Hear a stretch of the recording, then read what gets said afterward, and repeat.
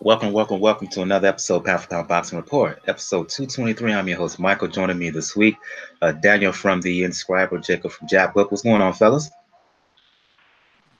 Good evening. Hey. As I always say to begin the show, for those who are new to Pound for Pound Box Report, Pound for Pound Box Report, live YouTube show, podcast, and blog discussing all things boxing. And the motto is when boxing is good, we will talk about it. When it's bad, we will talk about it. Bottom line is, if it concerns the sweet science, we will talk about it. If you want to find out all information about Pound for Pound Boxing Report, the blog page is the place to go to, p4pboxingreport.wordpress.com. That's the link.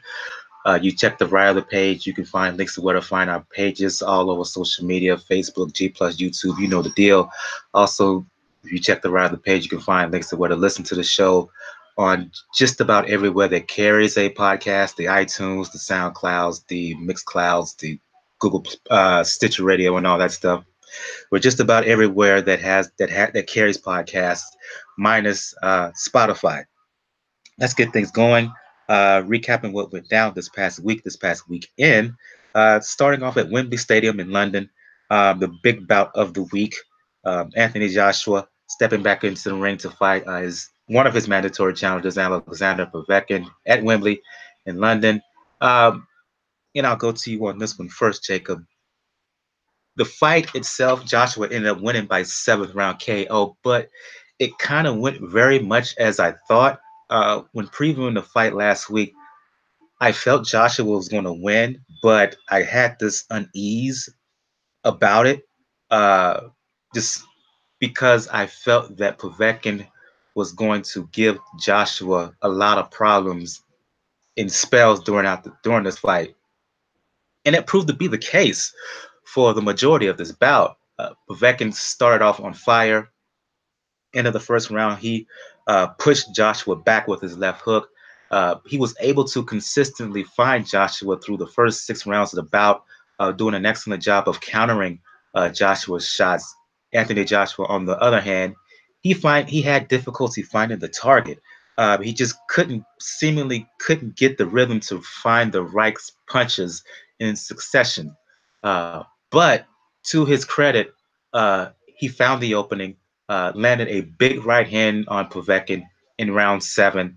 And once he hurt Povetkin with the right hand, he pounced. He showed great ability to finish. He put him down. Povetkin got up, but he was clearly hurt. And a follow-up barrage from Joshua finished things off as Povetkin went down a second time, and the referee stepped in and called a halt to the bout. Your impressions of the fight, and were you surprised that Povetkin was able to give Joshua that much trouble throughout the contest? So my impressions of the fight were basically what you were saying, that I didn't think it was going to be a walk in the park. Povetkin, for as much as I hate him for the cheating, he has some skills, and he's fought bigger guys before and has been able to use his skills to land punches, and he has big, large compact punches. And Joshua, for as much of an advantage as he had in height and reach, he doesn't use his especially in this fight, he didn't use his jab very well to kind of keep Povetkin at bay. He let him come in, and he was landing hooks, uppercuts, the right hand over the top, and at times Joshua was keeping his hands down low, which is bad news if he fights Wilder, because Wilder has that dynamite right hand. But he lost a lot of the early rounds to me, based on just landing and activity. But he got his nose bloodied, and he got a little. I think he got put on his heels in the first round. Maybe it was a balance thing, but he almost went down. But I think he shows that he's a young guy. He's still growing into his kind of career and skills, and that he was able to, like in the Vladimir fight, get up off the canvas. He didn't get on the canvas on this fight, but what I mean is that he was in danger, or he was losing the early part of the fight, and then he was able to come back and then land his right hand and then finish the fight. And then, Povetkin was seriously hurt after that right hand. And then once he got knocked down, it was all but over. I think his corner, I saw something kind of unusual. His corner, if you watch the replay, his corner man actually literally grabs his glove or his hand or is telling him to stay down. And he's almost kind of like, I don't even know if that's illegal, like where you're touching the fighter, while he's trying to get up. Then of course,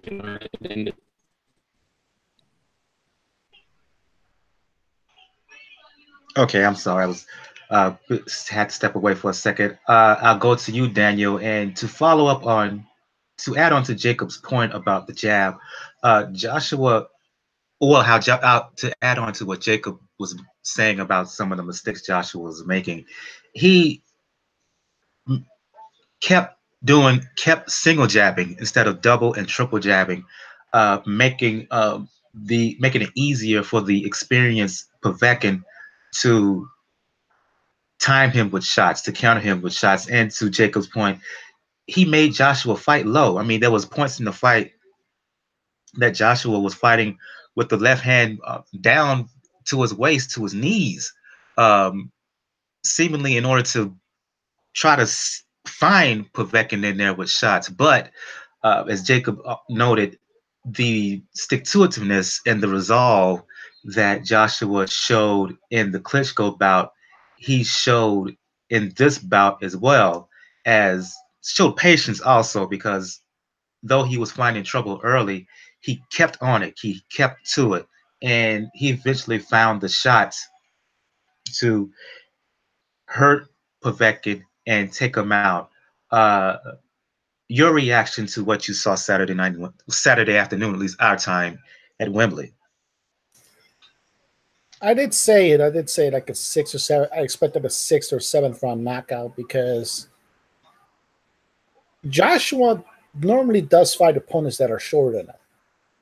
And he tends to really start to go down to their height in order to try to catch him a little bit more. That's what I saw with other fighters. The problem is, though, that Povetkin, say what you will, like I said, I legitimately thought he didn't deserve the shot. But say what you will, he is a skilled fighter. And he was able to find gaps in Joshua's defense. You lower that left hand long enough and you keep it out, you're going to land that straight right or that overhand right that Povetkin can throw in.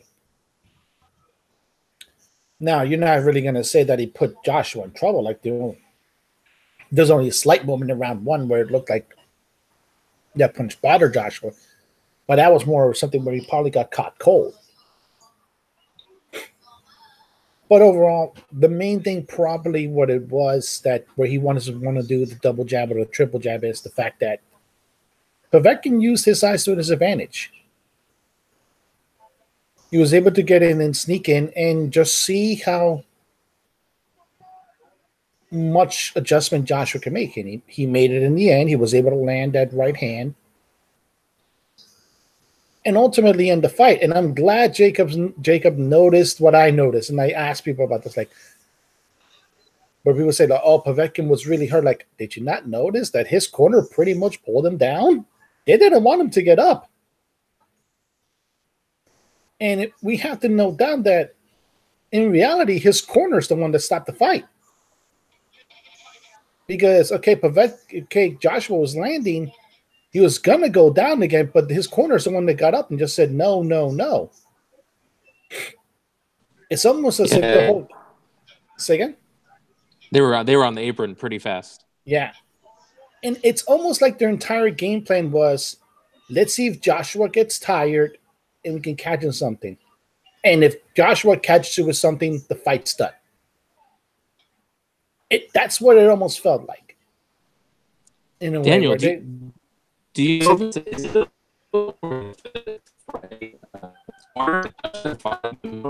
you're sounding a little bit choppy there. Could you repeat yourself, Jacob?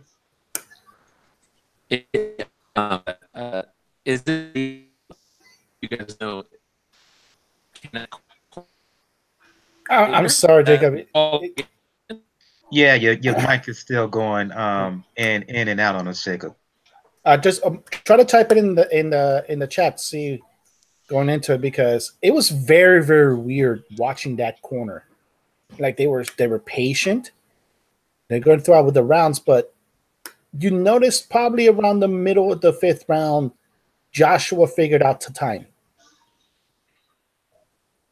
and he started to hit Povetkin with little shots here and there, and Povetkin slowed down a bit. But yeah, that was weird. That was very, very weird of it. Now, okay, good. Jacob's back. What was the question? Can you guys hear me? Yeah. Yes. Do you know if it's illegal for a corner to touch the fighter while the fight's still going? Is that a disqualification if the ref had seen it? I think it depends on where you are and what sanctioning body does it. I don't think the Brits do that. I think that they do something where if you get it, where if you overtly like get up on the apron, and so I think they do something there, but it did look weird. That's the whole part. It did look weird. It almost felt like that was a game plan to me. If we can't tire Joshua and he lands one good shot on you, we're done. Let's talk future here. Joshua has a date scheduled for Wembley again in April 13th. Not going to talk Wilder because I don't believe that fight is going to happen then. Let's say the fight with Wilder does not happen. What direction would he go? Because it's almost certainly it's going to be a mandatory.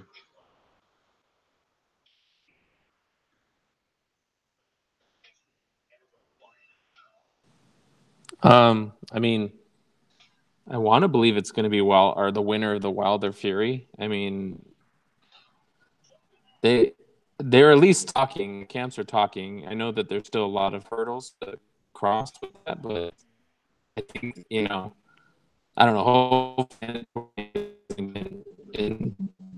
But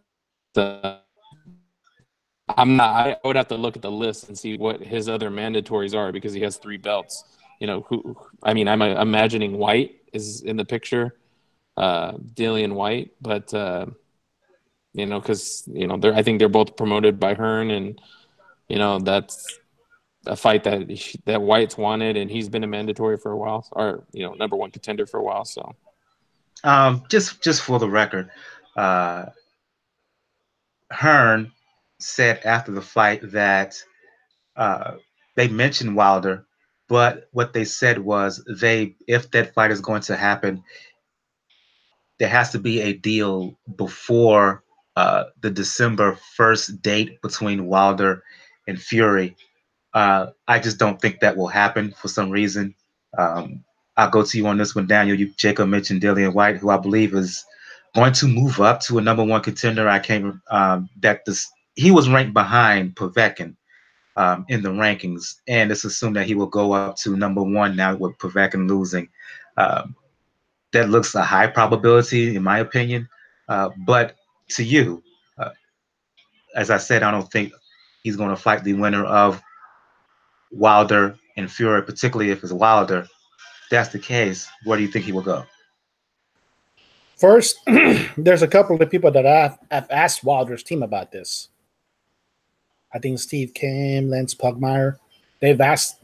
Steve Kim actually just said that and asked, how do you believe the sincerity in Anthony Joshua's camp about making the fight? And their answer was plain as day. Said, can I go below 0? That's pretty much how Wilder's team feels about that fight. To me, Eddie just should have announced a Dillian White fight right then and there because we know that's the plan.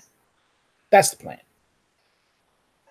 Dillian White has fought in enough title eliminators with enough sanctioning bodies to warrant the match with Joshua.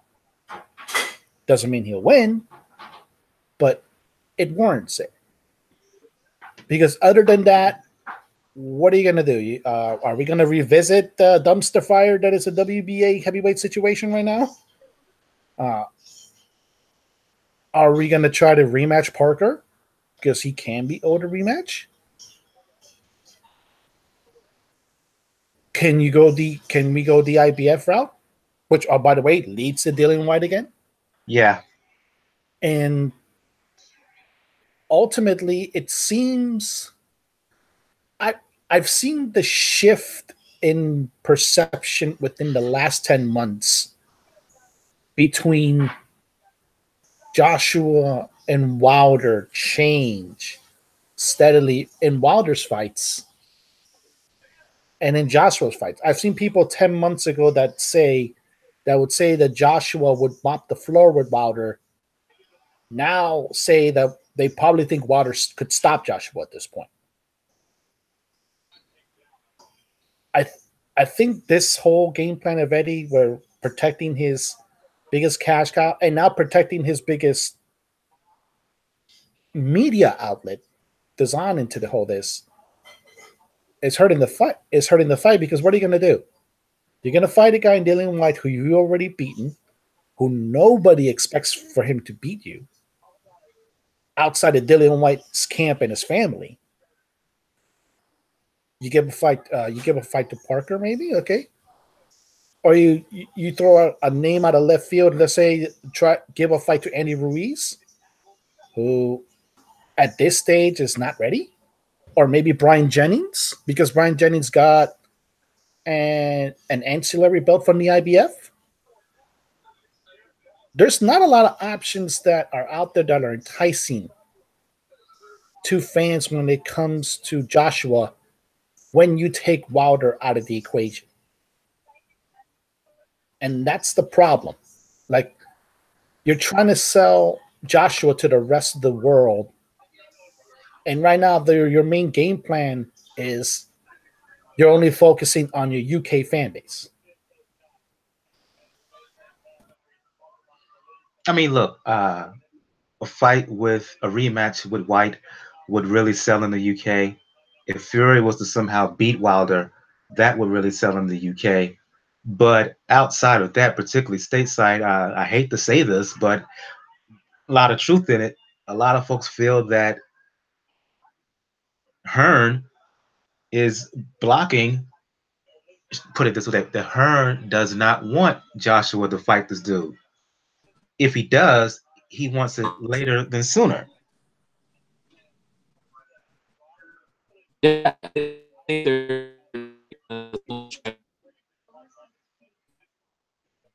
gonna, if they can make this, draw it out as long as possible. It's an interest, especially if because they were trying to get Wilder to fight Dillian White, probably hoping that Dillian White would beat Wilder so that he wouldn't have to fight him because he wouldn't have the belt anymore. So I think I think Joshua wants to fight. I just don't think Hearn, for as much money as he's making off Joshua, like I said, they could sell out Wembley with fighting an undeserving Povetkin. I mean, if they can just keep on doing that, they don't even have to sell it out. They're making money. Yeah, that's why I mentioned Hearn specifically and not Joshua. Again, and you can finish this discussion off, Daniel. At least here, stateside, seems like the person who's preventing this fight from happening is not necessarily Anthony Joshua. It's Eddie Hearn. That is a sentiment. That is a major sentiment. I've been of the belief for the past few months that if it were up to Joshua and Wilder, they would have fought 4th of July here in the U.S. Perfect avenue for Anthony Joshua make his American debut. You have Wilder. You have Wilder fight during, obviously, Independence Day weekend. So it would make sense. The problem is Hearn, I think, sees something in Joshua. He probably saw it in the Povetkin fight, not saw the Povetkin fight, in the Klitschko fight, where if he's put up against a real top-level guy who has punching power, Joshua may not be able to make it because As our good friend Bo from Truth and Facts About Sports always says, if you have a lot of muscle, you're going to require a lot more oxygen to keep that muscle going. So they may be feeling that somebody like Wilder, who will not give you the same advantage that you have normally when it comes to height, would probably not give you the same advantage normally that you have when it comes to reach, who will give you the advantage when it comes to skill, but will not give you the advantage when it comes to speed and athleticism. You couple that with arguably probably the best equalizer in the sport in Wilder's right hand, it's enough to derail a lot of plans. Because we have to look at Matchroom in general. Other than Anthony Joshua, who do they have right now that you can say you can launch as an international star that is ready right now? No one that I can think of right now. Yeah, and not worldwide, domestic level, sure, but domestic level meaning over in England, UK. But you know, as good as a fight as Bellew and Usyk is, that's going to have regional appeal. It has appeal for us hardcore heads here in the States, but that's about it.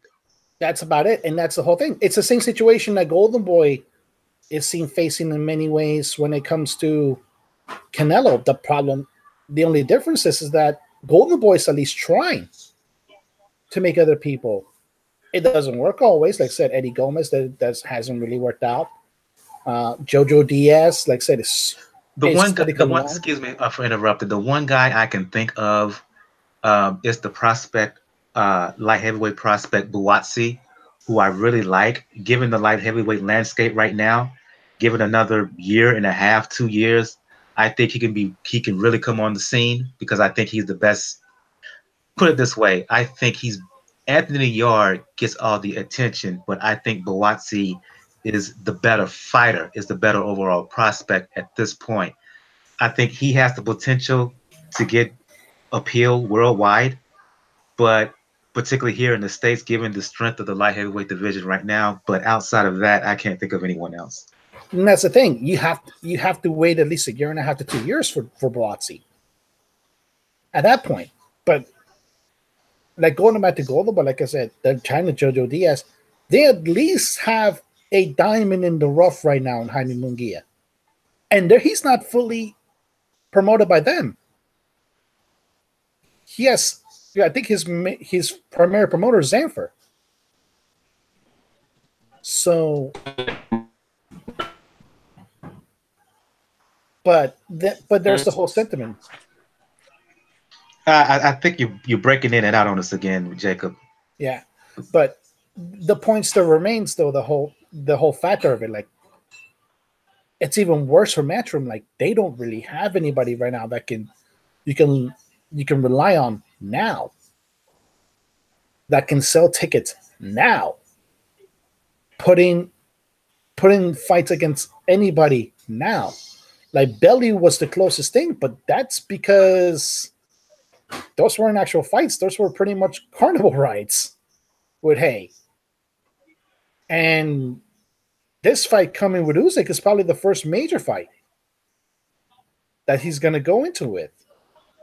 So it's very telling, like I said, that it does feel like the sentiment is that Hearn, maybe for business reasons, maybe the one blocking this, and Anthony Joshua doesn't do himself any favors, especially in the last few months when he's began to speak like a politician in a way. When it comes to boxing, like in a post-fight interview, he had a desk like, let's do a poll, people. Who do the fans want me to see? Yeah, they did have to kind of work him in order to definitively say he wants Wilder. Yeah, you have to who would you prefer? He said there's Wilder, and then Yeah, there's no one else. So really, it's Wilder. So yeah, you're right. No, yeah, he said Wilder, and then he mentioned Fury, and then that was it. Did you guys see the results though? No, I didn't. I didn't even look it up.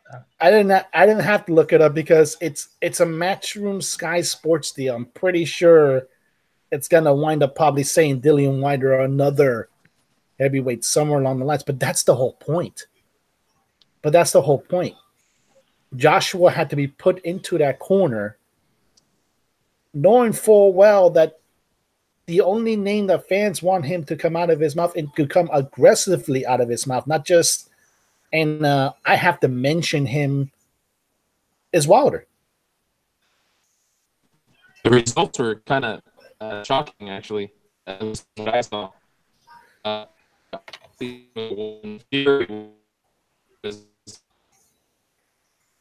If it's a UK poll, I expect Fury to win that poll. Because obviously, like I said, that fight is a UK-centric fight. I expect it's a Twitter poll. It was a Twitter poll. But it was done by Sky, right? No, by Anthony Joshua. It was a tweet that he sent out, and he gave 3 choices. I don't even remember who the third choice was. It was probably White. But it was Wilder, Fury, and let's say White. And it was like 56% was like, let's say, Wilder, and then like 45% was Fury. It was like really close. Which again, it's the two guys that fans want to see Joshua face. Fury for the UK base, Wilder for the rest of the world. That's it. Like, the only thing that could change it is if Bellew gets completely mollywopped by Usyk, and Usyk says, okay, I've done what I can in the cruiserweight division, I'm moving up to heavyweight. That's the only other thing that could come out of it. Let's move on to, I know you guys didn't see this fight, a fight that took place today down in the flyweight division in Nagoya, Japan. Sho Kimura defending his WBO belt against Kosei Tanaka. Tanaka has won a belt at strawweight, at junior flyweight. He's attempting to win a belt at flyweight, doing something kind of historical, attempting to win 3 world titles in 3 different weight divisions in only his 12th fight. Fight took place early this morning, something like 3 a.m. Eastern Standard, 12 a.m. Pacific. I ended up watching the fight, got some sleep early, got up and watched the fight. For those who did not see it, and you can find the fight on YouTube, by the way, fight fans. Outstanding bout. Competitive from jump. Both fighters were intense. A lot of action. Tanaka, he buckled the knees of Kimura in the second round with like 30 seconds to go with a left hook. Kimura, for his part, he stayed in there. He's a tank.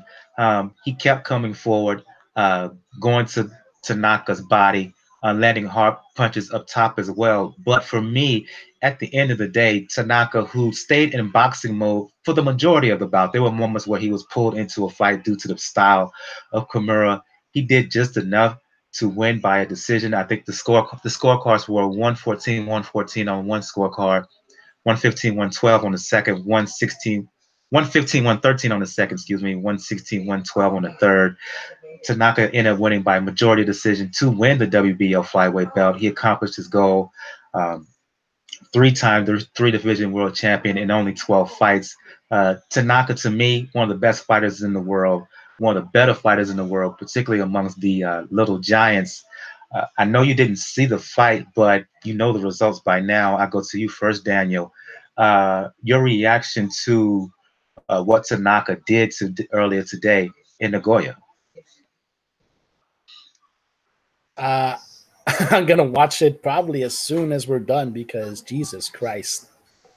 You can always count on Japanese fighters, particularly in the lower weight classes, to just flat out bring it. Because that's their style. That's their show. And Everybody's not trying to fight now with the new way now based in the U.S.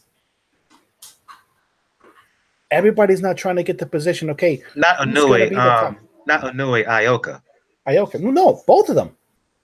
Both of them. I think Inoue is basing now his camp in the U.S. too. Oh, I didn't know that. Yeah.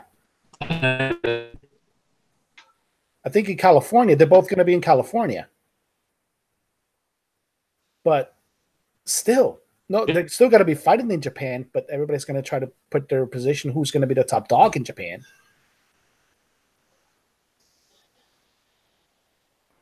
And everybody's going to try to do it before Murata. Because if Murata gets a belt somewhere along the lines, and with the rarity that Murata is, as far as like a guy that's in the middle to upper weight classes in Japan, yeah, that's going to be a very, very tough job. But I've heard the work that Tanaka did today. And like I said, I'm just going to watch it when we get off. I may just watch a little bit now just because Jesus Christ. You can always count on Japanese fighters bringing it. Your thoughts, Jacob? I'm like Daniel right now. I want to see it. So, probably later on tonight when I get home from work and have some time, I'll definitely go through it and probably tweet you guys my thoughts. I left the there's a link that I left for both of you guys in a DM, private DM. The thing I will say is that you will not be disappointed. To me, this is one of the fights of the year. It was give and take for all 12 rounds, no lulls. Not too. I don't even remember a clinch in this bout. That's how good it was. That lets you know right there was action throughout. A terrific bout. Tanaka proved that he's one of the best fighters in the world, while Kimura, to me, he proved that he is underrated. I would love to see a rematch between the two. I doubt that we will get it. The question for me is, Daniel, Tanaka, he has the belt at 112. How long do you think he will stay at flyweight with the prospect of all those big names and potential to make big money up at 115 pounds? I would probably say a year and a half, because obviously Ioka's there now. Obviously Nietes is there now.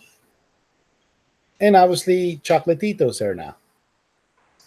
And there's word of they're trying to negotiate a Nietes Ioka bout for December 31st. Please go on. Yeah. Like I said, there's incentive for you to try to make money, but then that also means, okay, 112 is wide open, particularly now when Nietes gone, to be dominated. So I could say him staying probably a year and a half, try to see if he gets some unification fights, try to go after Major Arroyo, because Major Arroyo is the Arroyo brother that moves between 112 and 115 need be. Maybe even, like we mentioned, it because he's called it his final tour when it comes to Japan, Hawaiian Punch. Brian Valoria, just to get that type of win under your belt. No. Because Arroyo, he just lost for a shot at the title. It makes no sense. I say a year from now, not right now. A year from now, like give Valoria a couple of chances to get good victories, and then give him that fight. It's kind of like what Frampton did with Donaire. Did Donaire deserve to take that shot? No, but it's no need to Donaire. The name still means something. It's the same thing. Like, okay, we don't really need it. He doesn't mean I deserve it, but that's still Brian Valoria. That's still a pretty decent name in the resume. Let's move on to some news here. This news broke hours after we did the show last week, and I'm still shocked by it. Um, WBC belt holder at 168 pounds, David Benavidez, um, testing positive for cocaine. He's subsequently, later in the week, tweeted out an apology, said it was a mistake, youthful ambition, exuberance, just being young and dumb, basically. I know he's only, 20, 21 years old, Jacob, but still, cocaine? Tested positive for cocaine? Pulling a Tyson Fury? This reminds me of some 80s Camacho mess. What in the world?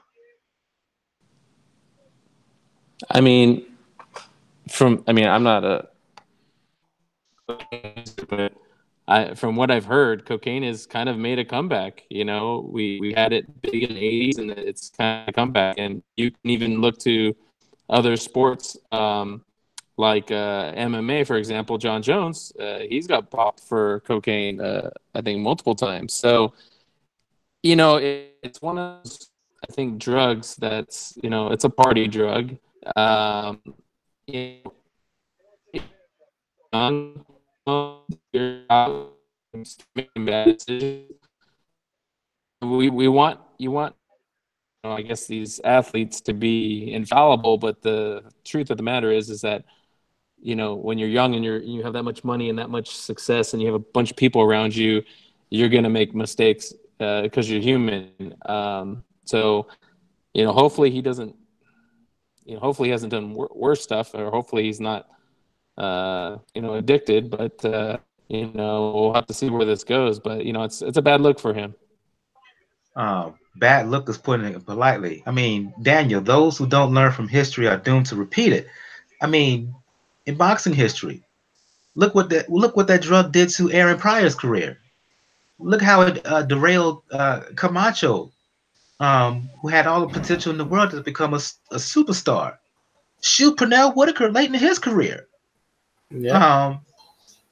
You would think that someone would get in his ear and teach him a lesson or two about the history of this, but apparently not. Or he just, again, just so young and full of himself, he thought he can do whatever. Well, I guess he did. He got caught, and I'm guessing a suspension, a lengthy suspension, is coming down the pipe. Unfortunately not, because I covered this actually, like I said, the next day when this came up.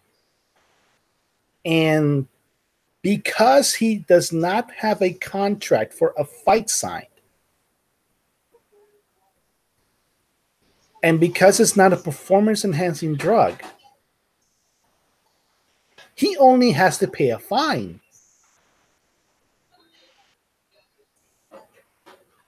To the WBC. Because it wasn't done as a year-round body test, it was done as part of their clean boxing program. So apparently the rules are different in the clean boxing program, depending on whether or not you have a contract for a fight. Wait a minute. You saying that you could test positive for cocaine and not suffer a stiff penalty, but you at the same time, if you test positive for some kind of stimulant or quote unquote PED, whether you're a contract signed or not, you can serve a longer suspension. Yep. And that is one of the differences between performance-enhancing drugs and narcotics. Because narcotics, for the most part, other than like raw cocaine, are considered depressants. So that's one aspect of it. And second, yeah, cocaine is making a comeback. When the New York City Department of Health has to put out health warnings, not saying that the dangers of drugs, not in clubs, not the dangers of drugs, just being stating, hey, you're doing coke tonight, just be careful. Some dealers are lacing it with fentanyl. When a city is openly admitting that, okay, yes, some of our citizens are coke fiends, yeah, the drug has made a comeback. But when it comes to Benavidez, I think it is a situation where him being young and stupid. He got caught, probably doing a little bit, and it isn't something where like, okay, like you now secretly find like there's been like 3 or 4 tests for it. He's been tested outside, and this is the only time he's come up with it. Okay, it's Russian roulette when it comes to young guys and recreational drugs. Sometimes you think you can't get caught, sometimes you think you can't, and when you do, it's surprising. Now, luckily, like I said, Benavidez for luckily number one, he has the factor that it's not enough of a penalty for him to lose the belt. Number two, it does help him that he's a Mexican and he holds the belt that a lot of that Mexican fighters revere. And 3, he actually does have the benefit of being young and stupid. Because when you're pretty young, when you're pretty dumb, people will give you a little bit more slack when it comes to certain things. Not everything, but certain things. Because cocaine, even remember, it's considered a narcotic, but in many ways is still considered a recreational drug. All I know is he better get his situation rectified and get clean quick. Yep. Because he's in danger of really curtailing what could be a terrific career. Arguably, he's the best fighter in the division now. Don't throw it down the drain doing stuff like this. Just don't. And by the way, like if this is happening to him, what's happening to Jose? Yeah. Sad story. Ultimately, at the end of the day, and let's go hope he gets himself clean. He gets his life straight, and he continues on with his career, because again, his future is pretty limitless at this point. Let's move on to talk about preview some bouts that's coming up this weekend. It's going to be a short show. Let's start with top ranked ESPN card. Jerwin, I mentioned earlier when talking about Tanaka and Kimura, specifically Tanaka, how long will it take for him to move up to 115 pounds? A fight, and I mentioned fights at 115 pounds, junior bantamweight. Well, one of those fighters at 115 pounds who has a belt, a world title, Jerwin Ancajas, one of the better fighters in that division. I like him a lot as a fighter. He's returning to the ring to fight Alejandro Santiago. I'll go back to you, Daniel, to talk about this fight. Your thoughts on this fight with Santiago. Do you think much of Santiago? Do you think he will give the young Ancajas a test? Not much. Like I expect him to go rounds with Santiago, but not much. This is in many ways like a showcase bout in a way. Try to get Arcanius' name up. Try to remind him, he holds a belt in that division or in the division below. We just had Superfly, so he may pop up in the next Superfly. So I don't really expect much of a challenge, but this is going to be the main concern also, because you're going to try to build him up as much as you can, because he's like same thing with Tanaka. Like we just mentioned it. He's right at the cusp or right at the hottest divisions and among the lower weights. So I don't expect him to get much of tests for a little bit, but there's probably going to be some deals to be made for the future. This is mainly to me like probably a stay busy fight. The fight with Ancajas is happening September 28th in Oakland. On the same night, on Showtime, Jacob and Temecula, one of the better prospects, bordering on contenders in the world, Devin Haney at lightweight. He's fighting a guy by the name of Burgos, Juan Carlos Burgos, I believe his name is. I asked the question was the opponent for Ancajas. It's just like just a showcase bout for him. Do you consider that the same situation with Haney, or do you think Burgos, who has a decent record, good opposition, do you think that he has the potential to give the young, talented Haney a fight? I actually do think he has a chance to give him a fight. He seems like, he's fought Mikey Garcia. He lost, wide unanimous decision, but, he didn't get knocked out. And that was in 2014. So I know it was 4 years ago, but, he's fought some pretty good names on his resume. And he has a decent record. He's not been knocked out. He's got a pretty good KO record. So he's from Mexico. So what I expect from him is just a tough fighter.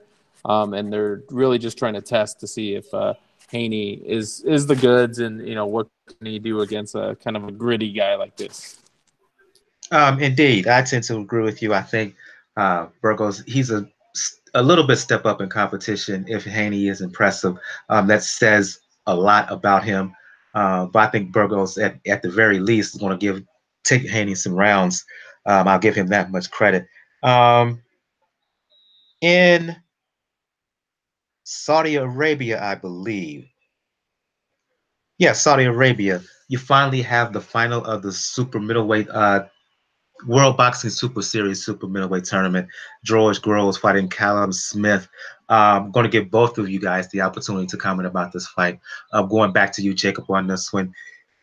Is it a case of just the experience of Groves coupled with his boxing skill? Do you think it's just too much for the relatively green Callum Smith, who is talented, but again, he's green and he has some flaws in there? You just don't know how good he is. I'm not the biggest Groves fan. I think, yes, Callum Smith has flaws, but I think Groves has flaws too. He's eked out some wins, and he can get into trouble at times, but I'm actually going to roll with Smith on this for the upset. Oh, really? Wow. I think Smith will use his size and will be able to get to Groves. And Groves is coming off of, what was it, a shoulder surgery? Yes. I think he injured his shoulder in the win against Eubank. He may have came into the bout with the injured shoulder. I'm not sure. I think he injured it. I believe he injured it like in the 4th round or something like that, or at least that's what he was complaining about. So again, with Groves, yes, he's experienced. I think he's only 30, but I think in boxing years he's got some miles on him, and he definitely has skills. But I don't know. I'm going to go with the upset here. I think Smith beats him. I'm going to say potentially late stoppage. Your thoughts, Daniel? You think the experience and the skill of Groves is just too much for Callum Smith, or do you think the younger, stronger Smith will find a way to overwhelm Groves, who Jacob talked about maybe a little bit older boxing wise than his actual age? I've always been pretty high on Callum because of that whole Smith family. Paul, Steven, Liam. Liam has the most championship pedigree. Steven is the toughest. But the one that has the most potential out of all of them is Callum. It's little brother being the bigger one. And he's always had that potential enough where Eddie Hearn can trust him going to Saudi Arabia and beating Groves. And my main worry is about Groves is that area. He's been through so many wars. He's been through so many tough fights and this shoulder injury, ultimately, I think can just be like spell the beginning and the end, because now you have an opponent that Yes, he didn't quite look as impressive as you would want to in his last fight, but can turn it up a level if he needs to. And he's the right opponent to turn it up a level. I don't say knock him. I say Callum wins by decision. Assuming Groves is healthy, assuming he's relatively still fresh, I'm going with Groves on this one by decision. I have personally for me, as talented as Callum Smith, I have not seen enough in terms of nuance in his game. What are his attributes? Not attributes, what are his intangibles? He hasn't been tested in that way in terms of really proving his resolve. He's pretty much had it his way for the most part throughout his career. It's that aspect for me, as well as the jab of Groves. When Groves really wants to employ the jab, it's very, very good. And it's arguably his best weapon. I think that's going to be enough. He's going to have some, Callum Smith may have his moments, but again, I just think that experience and that guile from George Groves, again, assuming that he's 100% healthy, because he's had some time also, he's had time to refresh his body. Assuming he's healthy, I'm going with George Groves here by decision. One more fight I want to talk about here on the same day. Well, excuse me, the following day. Groves Smith is on the 28th. Ancajas is on the 28th, his fight. The following day on Facebook, watch on the 29th, the return of Jorge Linares, following his loss to Vasil Lomachenko. He loses his belt. He's fighting a fighter by the name of Abner Cotto. Again, I'll go to you guys. Whoever wants to jump in and respond first, by all means. Thoughts on Linares and his return to the ring? How do you think he will look post Lomachenko?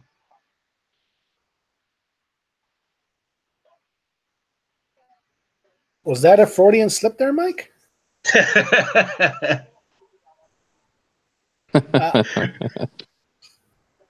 But I think, first of all, I think this is going to be at 140. Yes. Okay, so it's going to be a new weight division, and Linares has been teetering between lightweight and 140 for a bit. So it's going to be a new weight division. He has enough skill to get there with those guys, and it's going to be a good test for him to see whether or not it can work at that weight.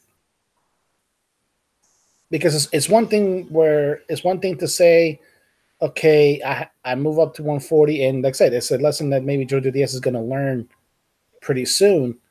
It's another thing when you actually face competition that are at that weight or are naturally at that weight. So, first of all, I expect Linares to win. It's probably an easy win. Like Golden Boy, when it comes to fighters making a comeback, they do match him up pretty well. Like, we just saw that with Lemieux and O'Sullivan.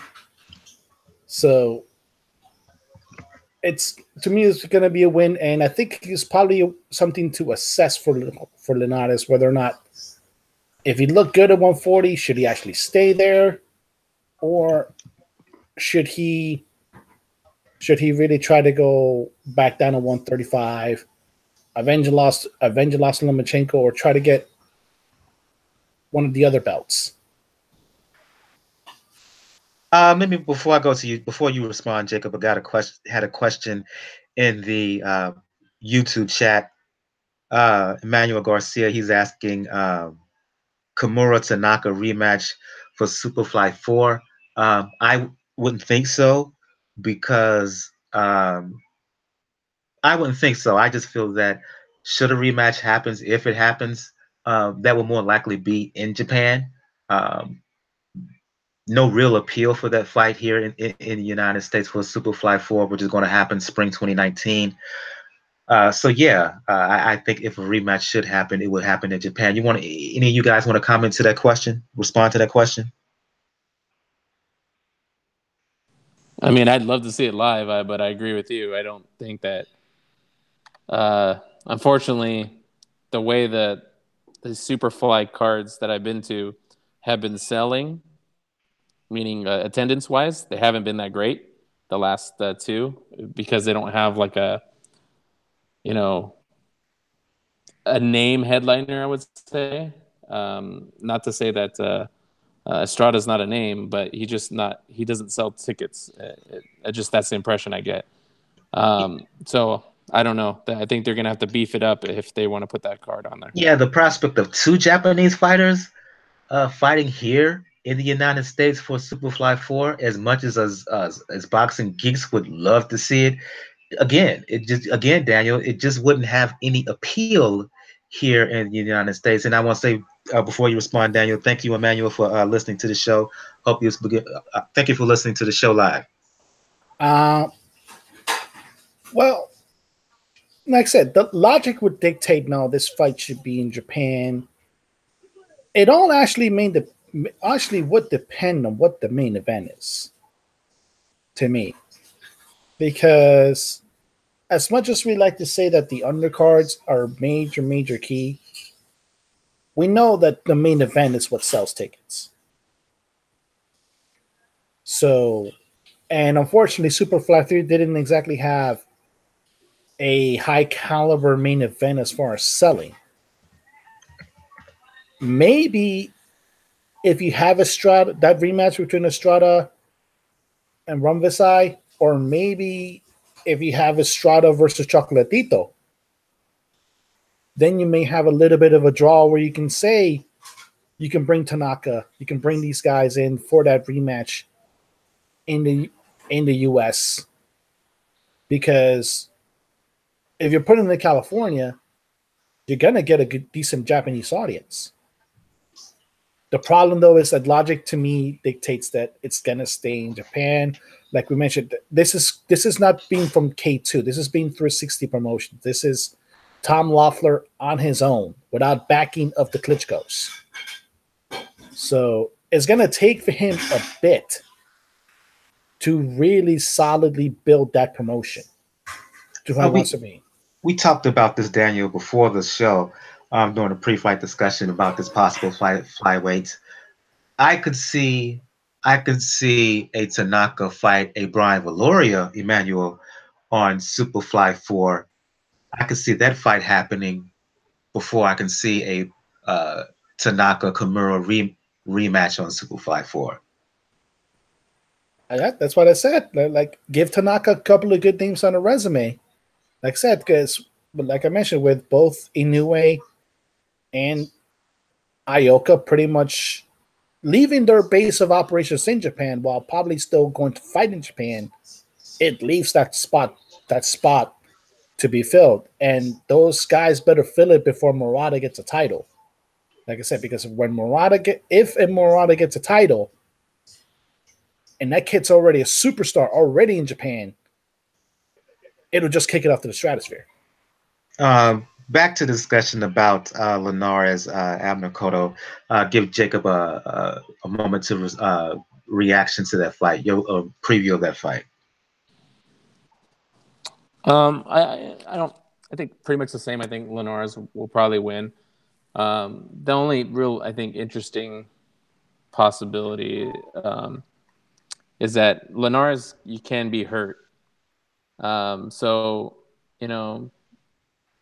you always have that kind of, like with the Linares fight, you always have that possibility that, because he cuts easily and he could be hurt. If this guy comes up with a good game plan and he's determined, then maybe you can make it a fight. And Linares is coming off a loss, a stoppage loss. Be it against Lomachenko, but I expect Linares to win, but maybe we'll be surprised. I'll just put it out here. Sunday, you got Victor Ortiz, John Molina, Fox Sports 1. If any of you guys want to talk about it, fine. If not, I can understand. I'm just putting it on the table for you guys. Any thoughts? Because this fight, for me. I think Molina's going to ice the quitter Ortiz. Your thoughts, Daniel? If it's not Bam Bam Rios, I don't give a damn who Ortiz fights. My question is, what's the limit? What's the weight limit? Because what's the contracted weight? Put it that way. Because Molina, over the past few years, has had, let's just say, his issues making a contract weight. I think it's welterweight. Okay. That means he has a better chance of making it. Who's the guy that Molina iced out in 2 rounds? Crap, I forgot. The left-hander. In 2 rounds? In 2 rounds? Yeah. His name is going to come to me. Jorge Pimenta? Ivan Radrick? That was 4 rounds, though. Yeah. He boxed. Oh gosh, his name escapes Ivan me. Red. What is Red? It may not have been in 2 rounds, but it's not Varanchik. It's not Varanchik. Well, Nato might know. Jorge Red Catch. Ivan Red Catch, man. I'm pretty sure that's what you're talking about. Redkit. There you go. Yeah, it wasn't 2. There you go. Redkit. He shows that form. Maybe he win. I just don't trust Ortiz. Part of me wants Molina, to Jacob's point, to ice him out. Just because I'm sick and tired of Victor Ortiz. I'm sick and tired of folks giving him chance. Yeah, I know I'm just sick and tired of them giving this dude chances, because what has he earned to keep getting these opportunities? What has he really done? Except be on Dancing with the Stars. Maybe he'll get some pizza boxes thrown at him again. Honestly, man, if one of those right hands connects in the right way, that jaw is forever destroyed. I see Nauta has joined us. I'm glad you joined us. I'm going to go back here, give you an opportunity to talk about Anthony Joshua's win over Povetkin, and especially I want your opinion on the Kimura Tanaka bout. I saw you tweeting about it early this morning. I was up watching it as well. Just an outstanding fight, now. It's a terrific fight. One of the fights of the year, in my opinion.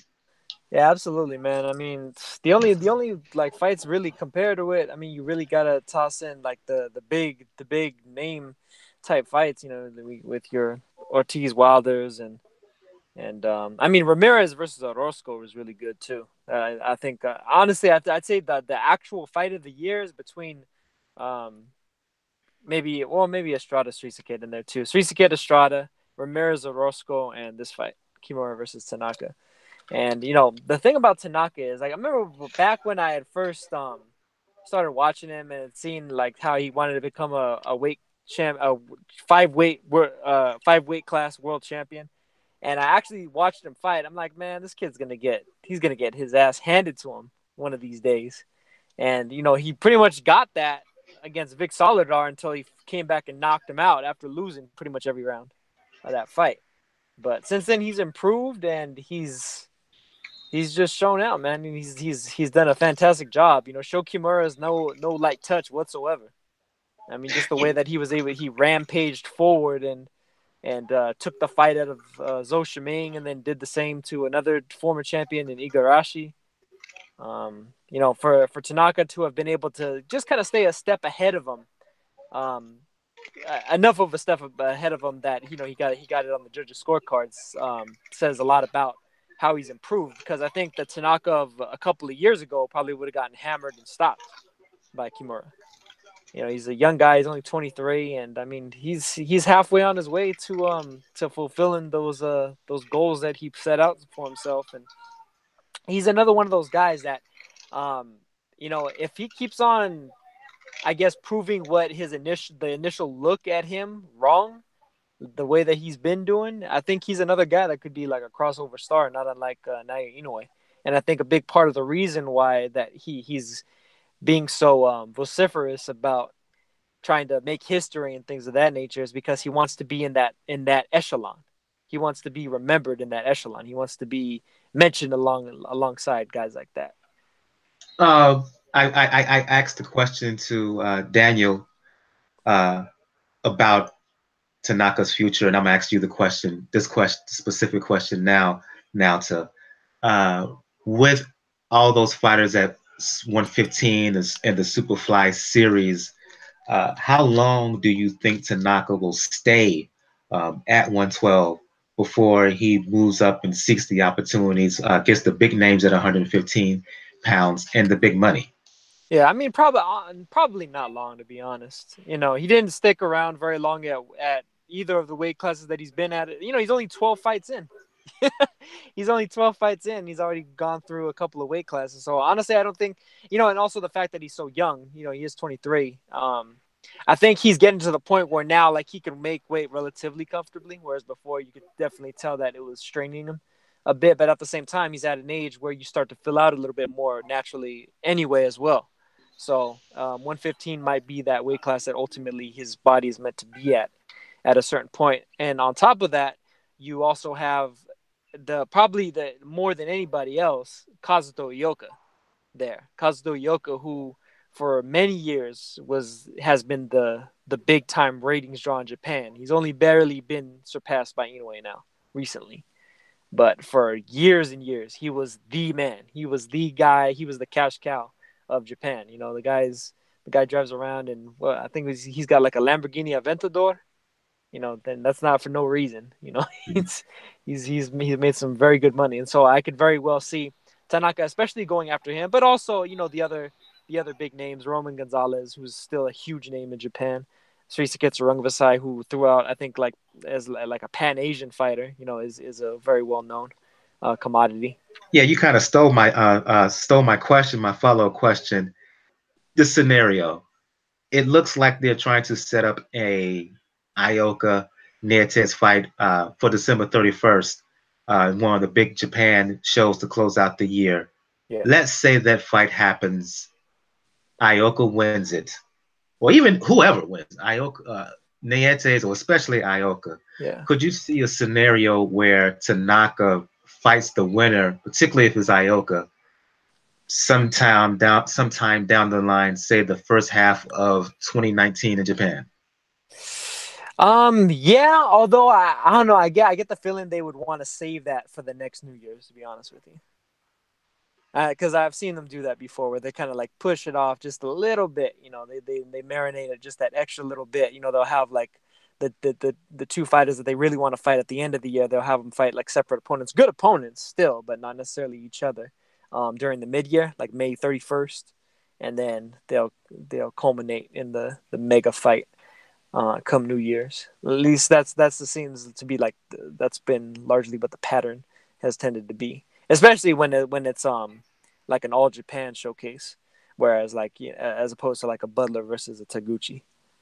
But yeah, no, I could definitely see that. I mean, especially if it's Ioka, because Nietes would take a little bit of the steam from it to a certain degree. I mean, yes, I mean, I'd say to a certain degree, only insofar as that it would lack some of that like historic, like Daisuke Naito versus Koki Kameda type of like viewership, like almost like cross country rivalry, and you know the fact that Ioka is such a well known name there, and like he's, you know, like has a little bit of controversy in his own right, considering his issues with his Has dad he and got his license back like with the JBC?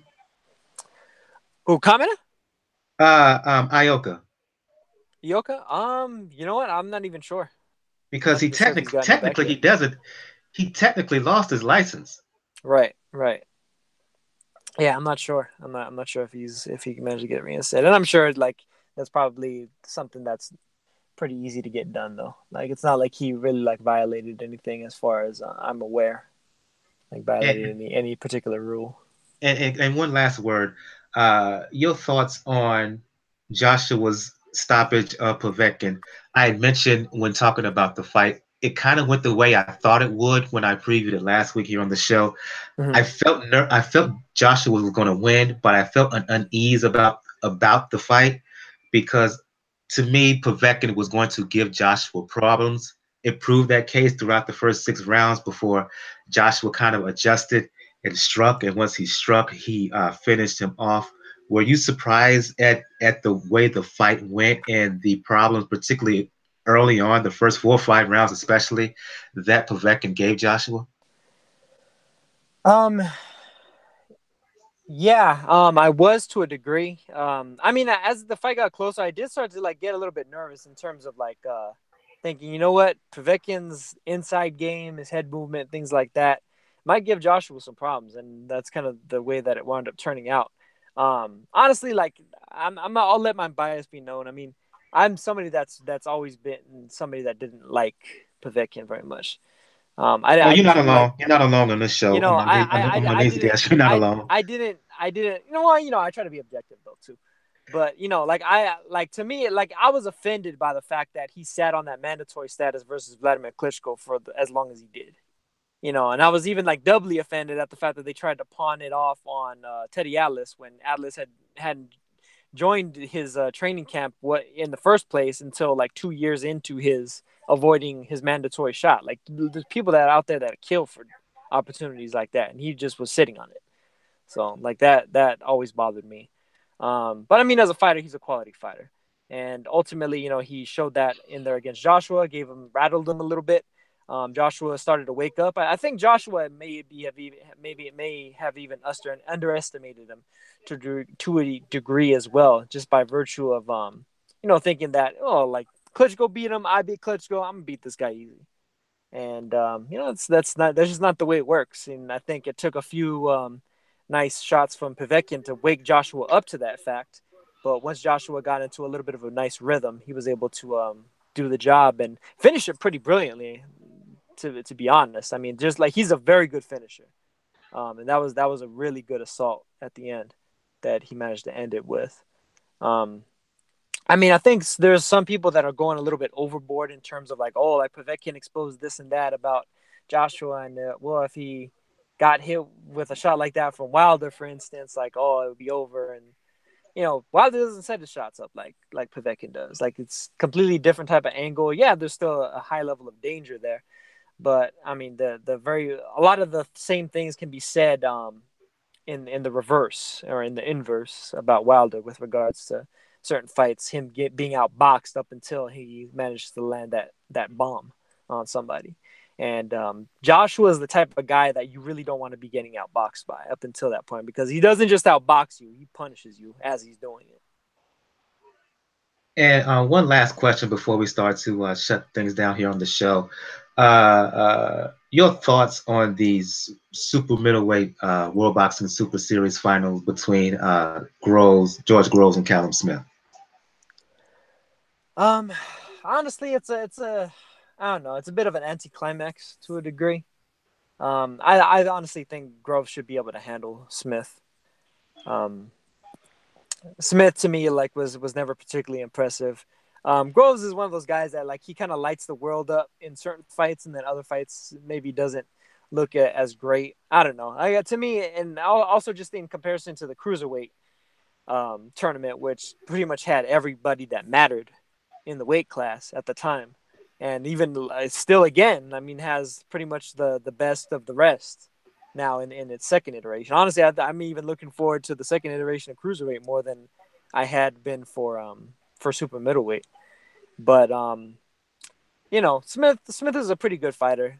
He's to me just not a top super middleweight the way that Groves even may not necessarily be. I mean, I think Groves is he deserves to be up there, sure, in terms of the status, the ranking, and such for what he's accomplished. But in terms of his actual ability, I think there's still some question marks about him also.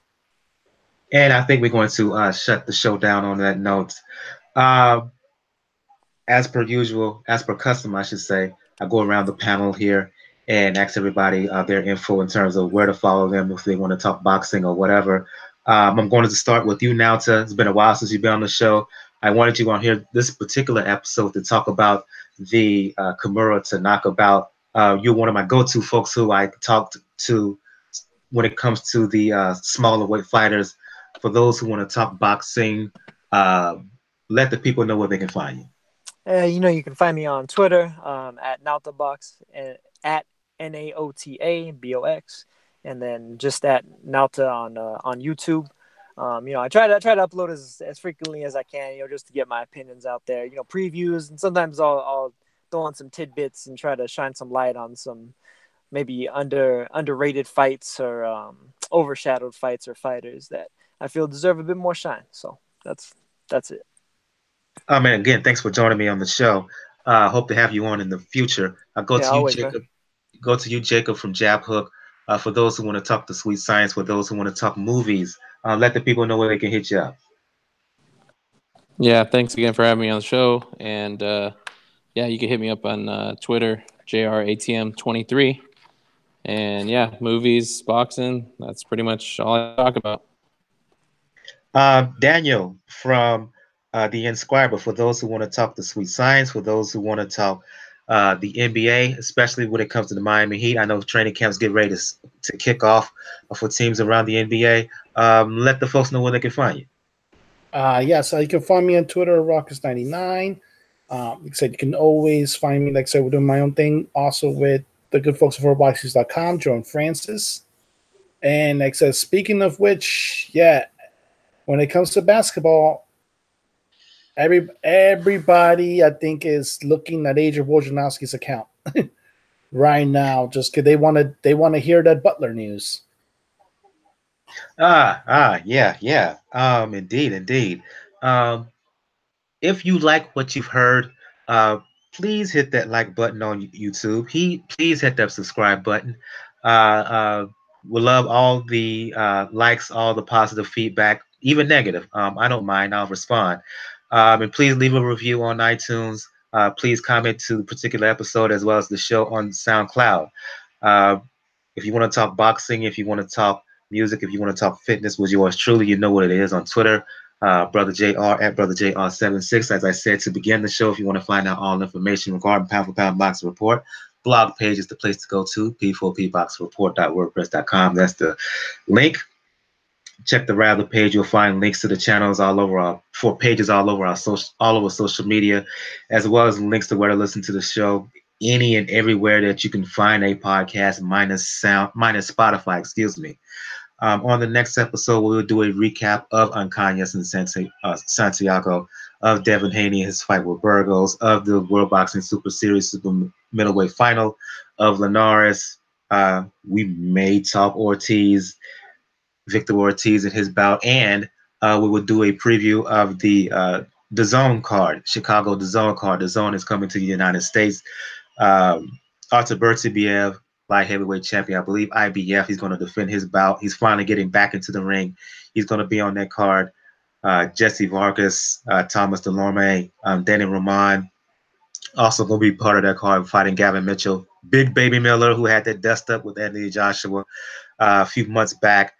Jessica McCaskill, who gave Katie Taylor a tough fight earlier this year. She's also going to be a part of that card, so we will preview all of those bouts, as well as Srisakat Sorangvasai. He's going to be defending his super flyweight belts over in Thailand. And we may talk a little bit about Luis Nery, who got his suspension lifted. He's finally able to fight now. He's going to be fighting October 6th in Tijuana.